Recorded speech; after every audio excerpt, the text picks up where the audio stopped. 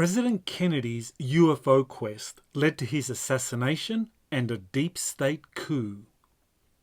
I'm delighted to announce that Kennedy's last stand, UFOs, MJ-12 and JFK's assassination has just been released as an audible book.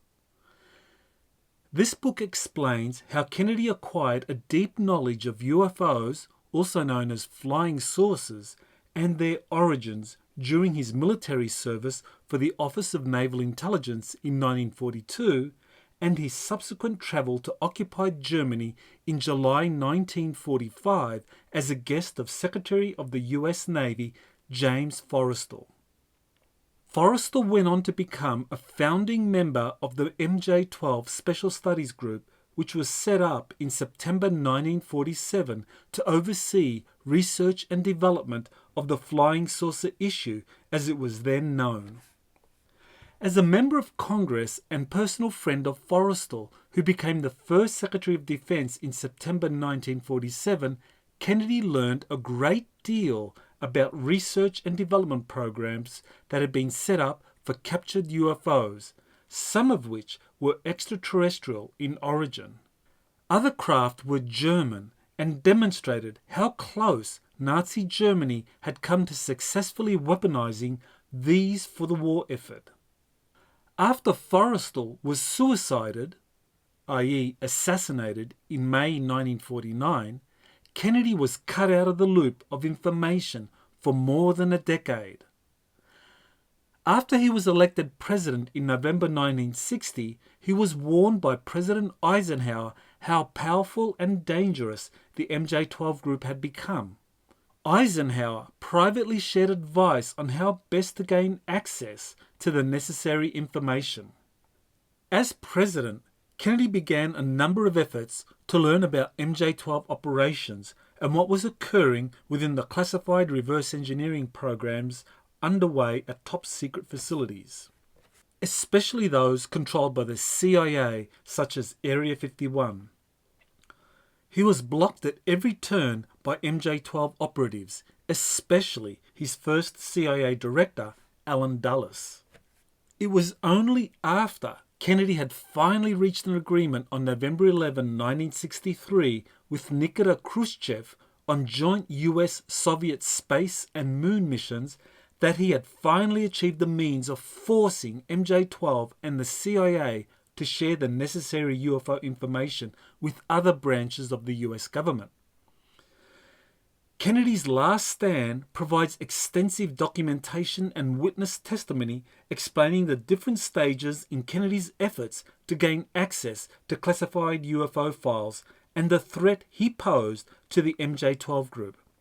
The book concludes that Kennedy's assassination was not a result of a crazed lone gunman, but was the outcome of a well-crafted international conspiracy involving the MJ-12 group and the CIA's counterintelligence division, led at the time by James Jesus Angleton. The newly released Audible edition contains an afterword that updates the earlier 2013 paperback and Kindle editions using declassified Kennedy assassination files released by the National Archives in 2017 and 2018. The declassified files confirm that 2 US Army communications experts had tried to warn Kennedy about the international conspiracy but had been silenced by superiors. In addition, the declassified files point to a German Fourth Reich connection to Kennedy's 1960 election victory and his subsequent assassination.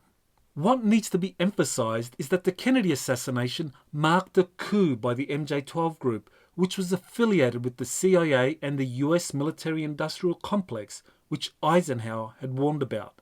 According to multiple sources, the MJ-12 group was internationalized in 1969. As a result, the US Republic became firmly controlled by a deep state compromising both US and international figures. The Kennedy assassination was the key to making this transition possible. It is more than coincidental that the Audible edition of Kennedy's Last Stand has been released on January 5, 2021, only one day before the massive Washington, D.C. rally protesting the alleged outcome of the 2020 election. Once again, the deep state is orchestrating a coup, this time through a stolen election. There are powerful parallels between Donald Trump and John F. Kennedy in their respective relations with the deep state. Both presidents made extensive cooperation with Russia key to their policy priorities, but were rigorously opposed by the deep state.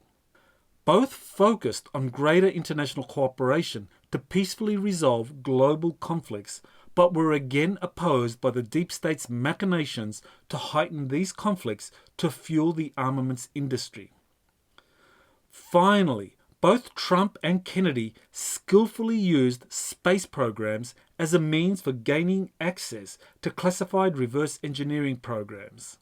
Kennedy through joint US-USSR space missions, and Trump through the creation of a space force and the Artemis program.